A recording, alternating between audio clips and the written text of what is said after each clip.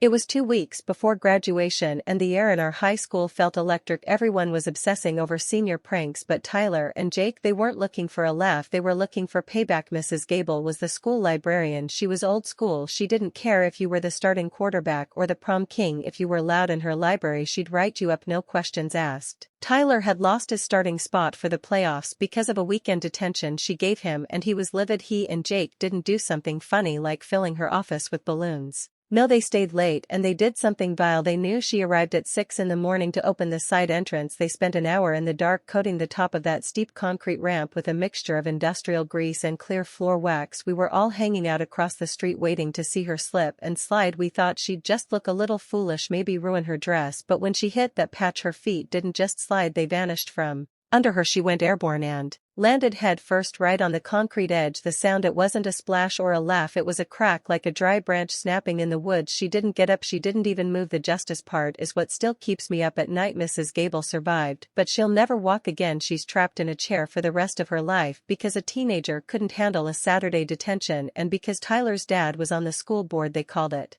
a tragic accident. They got 40 hours of community service and a diploma. Every time I see a graduation photo, all I can think about is the sound of that crack.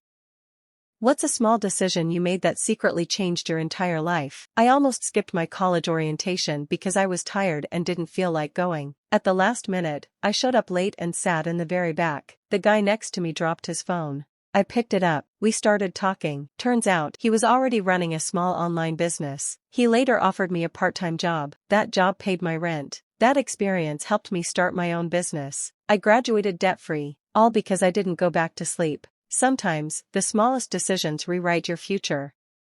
What's the kindest thing a stranger ever did for you that you'll never forget? A few years ago, I was late for an important job interview. I missed my bus, it started raining, and I had no umbrella. Out of nowhere, a stranger pulled over in their car and offered me a ride, even though we were complete strangers. I hesitated, but they insisted. I made it to my interview just in time.